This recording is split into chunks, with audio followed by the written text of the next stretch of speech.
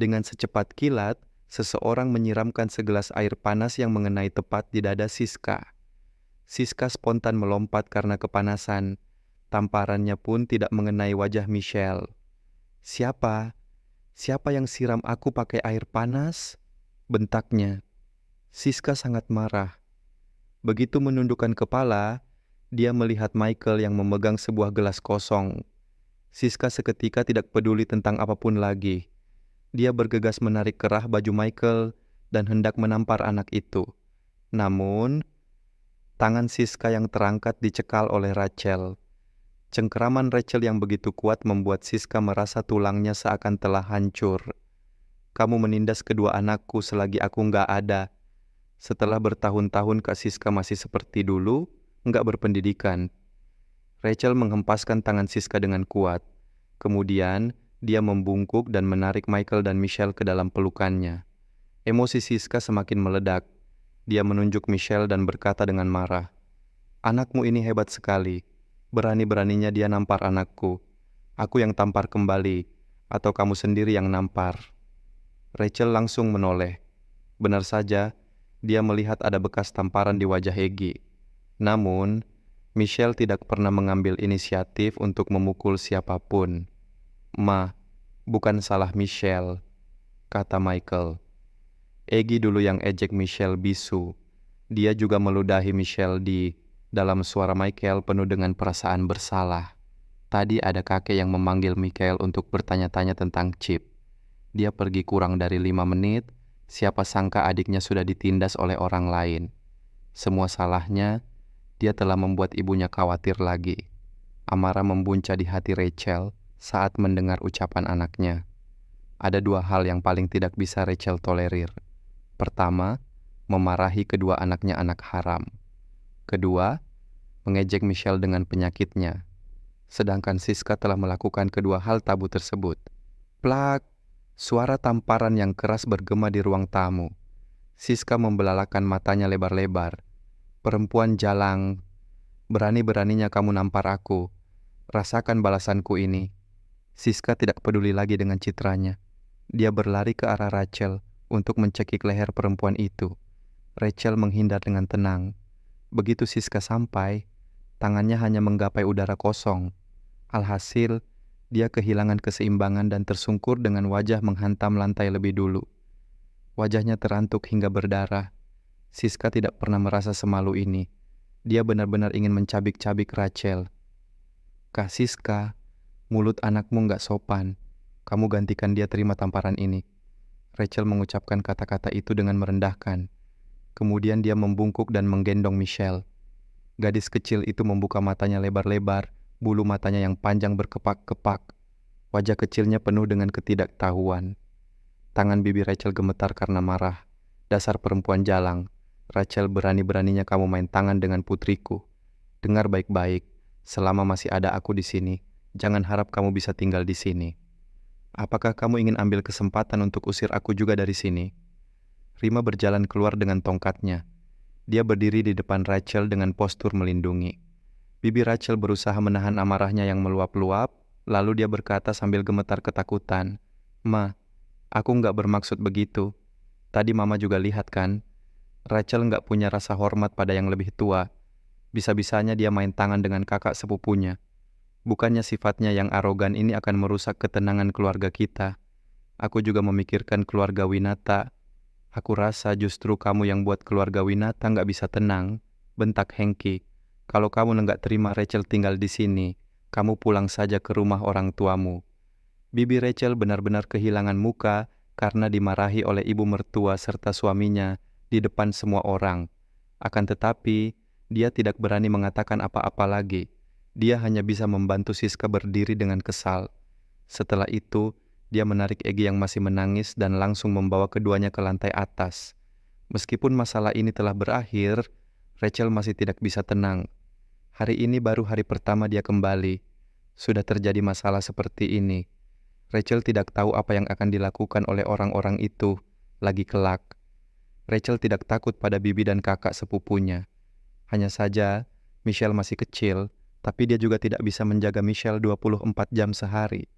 Jika orang-orang itu menemukan kesempatan untuk mengejek dan menindas Michelle, takutnya hal itu akan memperburuk kondisi penyakit Michelle. Sepertinya tinggal di sini bukanlah pilihan yang bijak. Rima sepertinya mengetahui apa yang Rachel pikirkan. Dia pun menghela napas dan berkata, "Rachel, kamu punya penilaianmu sendiri. Nenek nggak bisa mengubah hal yang sudah kamu putuskan. Tapi bisa nggak kamu tinggal di rumah yang nenek aturkan untukmu?"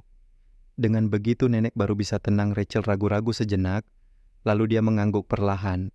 "Nenek berencana mengadakan pesta untukmu, agar semua orang tahu gadis tercantik kota Suwanda telah kembali hidup-hidup." Rima menepuk tangan cucunya dan berkata, "Selesai pesta baru pindah juga masih sempat." Michael tiba-tiba menarik lengan baju Rachel dan berkata, "Mama, aku akan jaga Michelle baik-baik. Mama tenang saja, sifat Siska begitu agresif. Sulit bagi Rachel untuk tidak khawatir. Namun, Rachel sudah bertahun-tahun tidak bertemu dengan neneknya. Memang sudah seharusnya dia tinggal di sini beberapa hari dulu untuk menemani sang nenek. Dia akan segera pindah begitu pesta selesai. Karena Rachel terlalu khawatir Siska akan menindas anak-anaknya, dia pun membawa kedua anaknya itu ketika pergi ke Winata Group keesokan harinya. Rachel pergi ke Winata Group kali ini untuk menanamkan chip yang dia kembangkan ke dalam program produk Winata Group. Sopir mengemudikan mobil di depan, sedangkan Rachel dan dua anaknya duduk di kursi belakang. "Michael, nanti kamu sama Michelle main di ruang tunggu, ya. Kalau Mama sudah selesai kerja, Mama akan bawa kalian pulang, oke?" Michael mengangguk. "Mama, aku nggak akan biarkan Michelle diganggu. Mama kerja saja dengan tenang. Pintar sekali anak Mama." Rachel mengelus kepala Michael, lalu dia mencium wajah putrinya.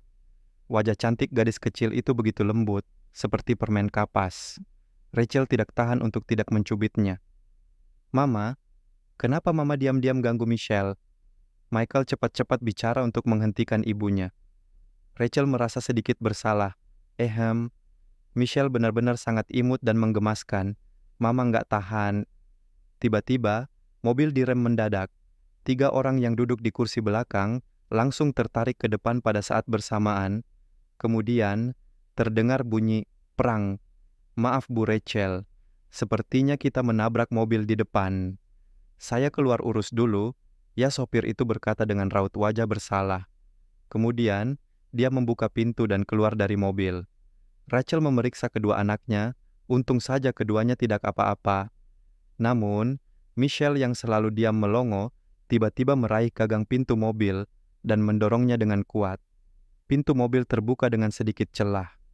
"Michelle, kita lagi di jalan raya. Nggak boleh buka pintu, ya," kata Rachel sambil menutup kembali pintu mobil. Namun, si kecil membuka pintu mobil itu lagi. Sebelum Rachel tersadar, Michelle sudah berlari keluar dari mobil sambil membungkuk. Seorang pria perlahan-lahan turun dari mobil yang ditabrak di depan. Pria itu memiliki aura yang kuat. Tubuhnya yang tinggi dan ramping mengenakan jas hitam. Alisnya yang tajam membuat pria itu terkesan dingin. Sopir keluarga Winata tidak mengenal pria itu. Namun, hal itu tidak menghalanginya merasakan aura kuat dari tubuh pria itu. Aura pria itu jauh lebih menakutkan daripada aura Hengki, kepala keluarga Winata. Sopir itu pun berkata dengan gemetar, "Kami akan bertanggung jawab penuh." "Bapak," raut wajah Ronald begitu dingin seperti gunung es. Ronald kemana-mana, selalu ada sopir yang akan mengantarnya. Namun hari ini, sopirnya sakit parah. Oleh karena itu, dia mau tidak mau harus menyetir sendiri. Tidak disangka, baru saja keluar, dia sudah ditabrak dari belakang. Ronald tidak memiliki kesabaran untuk menangani hal seperti ini. Namun, dia harus menanganinya. Ronald baru saja hendak mengatakan sesuatu. Tiba-tiba ada sosok kecil dan lembut berlari cepat ke arahnya, lalu menjatuhkan diri ke dalam pelukannya. Seluruh tubuh Ronald seketika terasa tidak nyaman. Ronald memiliki obsesi terhadap kebersihan yang amat sangat parah. Pria itu paling benci disentuh oleh orang yang tidak dikenalnya. Karena itu, Ronald cepat-cepat mundur, selangkah untuk menghindari anak itu. Namun, begitu dia mundur selangkah, si kecil akan maju selangkah dan memeluk kakinya. Wajah Ronald langsung menjadi muram. "Lepaskan." Hanya dengan satu kata, pria itu telah membuat suhu di sekitarnya turun dengan drastis, seperti musim dingin di akhir tahun. Sopir Rachel ketakutan hingga merasa jantungnya seakan berhenti berdetak. Dia segera mendekati si kecil. "Non Michelle, cepat lepaskan." Sopir itu hendak menggendong Michelle. Namun, Michelle sama sekali tidak mau orang lain menyentuhnya. Dia menolehkan kepalanya, lalu dia menggigit punggung telapak tangan sopir itu. Tangan sopir itu langsung berdarah. Wajah Ronald menjadi semakin menakutkan. Anak yang tidak diketahui, asal-usulnya ternyata memiliki kekuatan serangan yang begitu kuat. Ronald mengangkat tangannya, lalu dia menarik kerah belakang baju anak itu. Setelah itu, Ronald mengangkat Michelle. Kemudian, mata mereka saling bertemu. Gadis kecil itu membuka matanya lebar-lebar. Pupilnya hitam pekat, tapi sangat berkilau, seperti bintang di langit malam. Gadis kecil itu juga memiliki rambut yang halus, seperti anak kucing. Anak seperti itu membuat hati Ronald yang dingin dan keras menjadi jauh lebih lembut. Ronald pun bertanya dengan suara berat, "Siapa kamu?" Mungkin karena suara Ronald terlalu dingin, gadis kecil itu menciutkan lehernya karena ketakutan. Ronald merasa kesal sesaat. Pria itu masih belum mengerti mengapa dia merasa kesal. Tiba-tiba, seseorang mengulurkan tangan dan mengambil si kecil yang melayang di udara. Begitu tangannya kosong, Ronald merasa hatinya juga kosong. "Maaf, Pak. Aku minta maaf atas sikap putriku ini. Kalau dia sudah menyinggung Bapak, aku mohon maafkan dia karena dia masih kecil. Tolong jangan perhitungan dengannya." Rachel menggendong Michelle dengan erat, lalu berkata pelan-pelan kepada pria di depannya. Rachel sendiri benar-benar terkejut, karena putrinya yang selama ini selalu menghindari orang asing, tiba-tiba berinisiatif memeluk kaki seorang pria. Rachel sangat ingin tahu alasan perubahan sikap pada putrinya itu. Akan tetapi, pria di depannya tampak begitu cuek dan galak. Dalam sekali pandang, Rachel tahu pria itu orang yang tidak boleh diprovokasi. Selain itu, Rachel bahkan samar-samar merasa pria itu agak familiar. Seolah-olah dia pernah bertemu dengan pria itu di suatu tempat. "Tunggu!" Sebuah pemikiran terbesit di benak Rachel. Dia langsung bertanya dengan kaget, "Maaf, apakah Anda Pak Ronald?" Ronald tiba-tiba tertawa sinis. Sebelumnya, ada berbagai jenis perempuan mencari segala cara untuk menjatuhkan diri ke dalam pelukannya. Namun, hari ini lebih menarik. Perempuan itu justru menyuruh seorang anak untuk mendekatinya. Ronald pun berkata dengan dingin, "Bukan." Selesai berkata, dia langsung membuka pintu mobil dan kembali ke kursi pengemudi. Kemudian, mobil itu melaju pergi. Rachel spontan menyipitkan matanya. Meskipun dia telah meninggalkan kota Suwanda selama 4 tahun, dia tidak akan pernah salah mengingat orang itu. Saat itu, Rachel dikenal sebagai wanita tercantik di kota Suwanda. Sedangkan Ronald dikenal sebagai tuan muda paling dihormati. Banyak netizen menggabungkan foto mereka berdua, lalu menyebut mereka sebagai pasangan serasi kalangan konglomerat.